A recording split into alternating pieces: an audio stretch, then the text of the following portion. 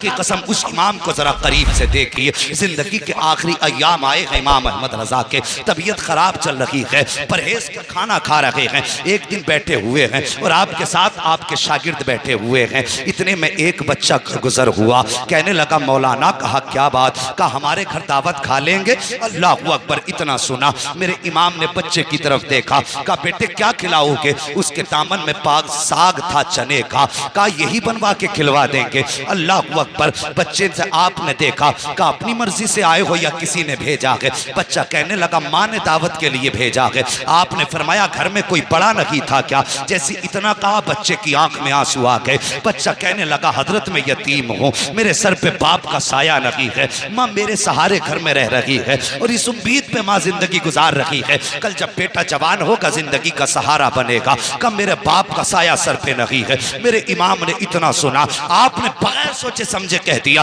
बेटे हमें तेरी दावत मंजूर है, कब खिलाओगे। बच्चा कहने लगा माँ से पूछ के बताऊंगा। बच्चा फिर वापस आया, ये कोई दूर की बात नहीं है बल्कि बिहारीपुर पुलिस चौकी की बात है। उसी ढाल पे वो यतीम रहा करता था। बच्चा फिर सौदा गिरान आया, आके कहने लगा बड़े मौल साहब कहा क्या, मेरी माँ ने कहा है कल दोपहर की आपकी दावत है, कल दोपहर आके हमारे घर पे खाना खा लेना। अब सुनो इमाम अहमद रजा कौन है। अल्लाह अकबर, जब अगले दिन आया है, दोपहर का वक्त आया है, आपने अपने शागिर्द से कहा चलो कल जो बच्चा दावत करके गया था आज उसके यहाँ खाना खाने के लिए जाना है। जब पहुंचे हैं बिहारीपुर ढाल पे आला हजरत, वही उस बच्चे का मकान था। दरवाजे पे दस्तक दी, आवाज आई कौन, का बड़े मौल साहब आए हैं, कल दावत करके आए थे। इतना सुना बच्चा घर के अंदर से एक बोरिया लेकर के आया, टाट का टुकड़ा लाया, लाने के बाद कि आला हजरत की बारगाह में पेश किया। कहा लो मौलाना इसे बिछाओ और बैठ जाइए। घर के आगे स्लिप की जगह पर आला हजरत ने वो बोरिये का टुकड़ा बिछाया है और बैठ जाते हैं। आज का पीर होता तो कहता पहले एयर कंडीशन कमरा चाहिए, एसी लगी होनी चाहिए, गद्दे ऐसे हो कि थकन उतर जाए, चार लोग पैर दबाने वाले हो। मगर सलाम मेरे इमाम तेरी मोहब्बतों के, सलाम मेरे इमाम तेरी अजमतों के। अल्लाह अकबर, बच्चे ने ला करके बोरिया बिछाया है, मेरे इमाम बैठ जाते हैं। अल्लाह अकबर, कौन बैठा है, वो बैठा है जिसके बारे में दुनिया कहा करती है डालती कल्ब में अजमत मुस्तफा सैयदी आला हजरत पे लाखों सलाम, वो बैठा है उस बोरिए पर। अल्लाह अकबर, जब लोग गुजर रहे हैं आला हजरत को देख के कहते हजरत आप यहाँ, मुस्कुरा के कहते थे जाओ तुम्हारी दावत नहीं हमारी दावत की गई है, तुम्हारी दावत नहीं हमारी दावत की गई है। ये कह के आप वापस कर देते आने वालों को। जब वक्त आ गया खाने का, बच्चा अंदर से चने की रोटी लाया है और बेसन की रोटी चने का साग, और लाने के बाद रख दी है आगे। जैसी आगे आई है रोटी, आपके शागिर्द जो साथ थे कहने लगे हजरत जी आप देख रहे हैं ये बेसन की रोटी है, डॉक्टरों का हकीमों का कहना यह है अगर एक लुकमा भी आपने खाया तो ये आपके लिए जहर से ज्यादा खतरनाक साबित होगी। अब क्या करोगे। अल्लाह अकबर, मेरे इमाम बैठे हैं,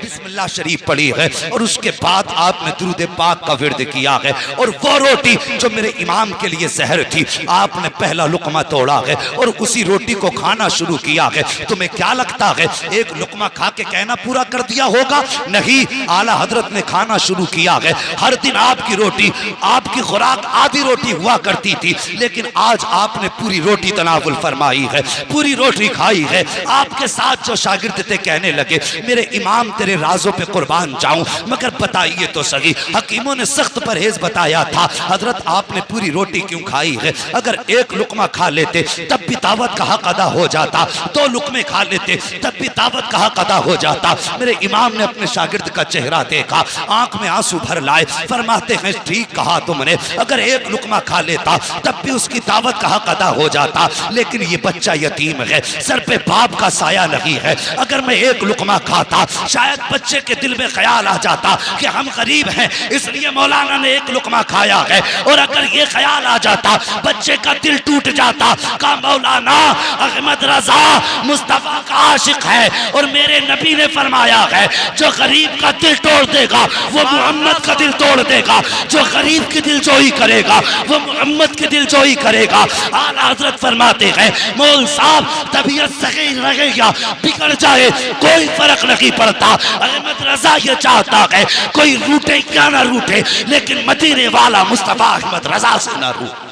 नारे तकबीर, नारे रिसालत, उलमाए अहले सुन्नत, मसलके आला हजरत मसलके आला हजरत हजरत अल्लामा मुफ्ती हम्माद साहब किबला, हजरत अल्लामा मुफ्ती हम्माद साहब किबला, नारे तकबीर, नारे रिसाल। अल्लाहु अकबर। जहां गुफ्तार में सुन्नत थी वहां किरदार में भी सुन्नत थी। उन्होंने तबीयत की परवाह न की, मुस्तफ़ा की शरीयत की परवाह की।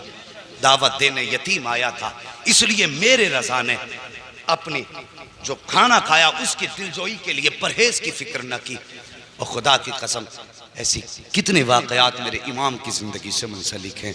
और लोगों, मैं कहता हूँ हम नसीब वाले हैं जो खुदा ने हमारे मुक़द्दर में अहमद रज़ा रखे हैं। हाँ, नसीबों से मिला करते हैं। खुदा की कसम, हम जो इश्क है ना सीने में, आज जो सब शायर कहते हैं, हर मोमिन कहता है नात खानी मौत भी हमसे छुड़ा सकती नहीं, कब्र में भी मुस्तफ़ा के गीत गाते जाएंगे। अगर ये इश्क का चराग जला है ना सीनों में तो सिर्फ बरेली की वजह से जला है। हाँ, बरेली की वजह से जला। मैं ज़्यादा बड़ी बात नहीं करता, अरबाब मिंबर की तवज्जो चाहिए। बहुत बड़ा चैलेंज करने लगा हूँ उन लोगों के लिए जो आला हजरत को मानने से इनकार करते हैं, जो उनके खिलाफ भौंका करते हैं। मैं कहता हूँ एक छोटी सी बात, सिर्फ आला हजरत की तसनीफी कारनामे को हटा दो। जो आपने 1000 से ज्यादा किताबें लिखी हैं उन्हें हटा दो, और हटाने के बाद मुझे बताओ अहले सुन्नत के पास बचता क्या है। बस आला हजरत की तसनीफात हटा दो और फिर मुझे बताओ आला हजरत के बाद हमारे पास है क्या। अगर कोई कहे ना बहार शरीयत है तो वो भी आला हजरत ही की है। हाँ, वो भी आला हजरत ही की है। अगर कानून शरीयत भी उठाओगे तो आला हजरत की है। बहुत बड़ी बात नहीं करता। अगर आला हजरत की किताबें और उनकी तसनीफात हटा दो तो एक माई का लाल ऐसा नहीं जो उनकी तहरीर छोड़ के वहाबियों से मुनाजरा कर सके। ये जो बकबक करते हैं ना आला हजरत के खिलाफ, वहाबी भी जब फतवा देते हैं ना तो फतावे रज़विया पढ़ के फतवा दिया करते हैं। इनके बापों ने ऐसी किताब ना लिखी जो दुनिया की जरूरतें पूरी हो जाती। अगर दुनिया की जरूरतें पूरी होती है ना तो आज भी खुदा का शुक्र है इमाम अहमद रजा की चौखट से पूरी हुआ करती है। तो हम मुकद्दर पे नाज ना करें, खुदा ने हमें इमाम अहमद रजा जैसी दौलत अता फरमाई। हाँ, जवानों आला हजरत से भी प्यार करो। और हम सिर्फ आला हजरत से इसलिए प्यार करते हैं कि आला हजरत ने हमारा हाथ पकड़ के मुस्तफ़ा के कदमों तक पहुंचाया है। हाँ, ये उनका एहसान है हम पर। बस अल्लाह करीम मेरे बोलने में अमदन साहबन लफ्ज़न जो लफ्ज़ें ख़ताएँ हुई हों, मौला करीम उन ख़ताओं को माफ़ फरमा दे। हाँ, और मैं बात कह दूँ, जब कोई गुनाह सरी ही हो जाता है तो फिर उस गुनाह का इजहार करके तौबा लाजिम होती है। हाँ, अभी एक साहिब की ज़बान से जुमला निकल गया था कि हम अगर नेकी भी करते हैं तो अल्लाह की मर्ज़ी से और गुनाह भी करते हैं तो अल्लाह की मर्ज़ी से। हाँ, गुनाह भी करते हैं तो अल्लाह की मर्ज़ी से। ये जुमला गलत है, तौबा लाजिम है। इसलिए कि अगर हम नेकियां करते हैं तो अल्लाह की तौफीक से, और गुनाह अगर करते हैं तो अपने नफ्स की वजह से। हाँ, ये हमारे शामत नफ्स होती है, ये हमें उभारता है। सिर्फ नेकियों की तौफीक अल्लाह देता है और गुनाह अपने नफ्स की वजह से करते हैं। इसलिए तौबा लाजिम थी। बस सारे लोग इस गुनाह से भी तौबा कर लें, कलमा शरीफ भी पढ़ लें। सारे लोग पढ़ें ला इलाहा इल्लल्लाह मुहम्मद रसूलुल्लाह अस्तगफिरुल्लाह रब्बी। सारे लोग पढ़िए अस्तगफिरुल्लाह रब्बी मिन कुल्लि ज़ंबिन व अतूबु इलैह। या अल्लाह, हम अपने हर उस गुनाह से तौबा करते हैं जो हमने जाने और अनजाने में किए। मौला हमारी तौबा कबूल फरमा। बस जो हुए गलत उनको माफ़ फरमाए रब्बे कायनात। ज़िंदगी ने दिया साथ तो फिर होगी मुलाकात। चमन रहा फूल खिलेंगे, ज़िंदगी रही फिर मिलेंगे। मुसाफिर हैं हम भी, मुसाफिर हो तुम भी, किसी मोड़ पर फिर मुलाकात होगी।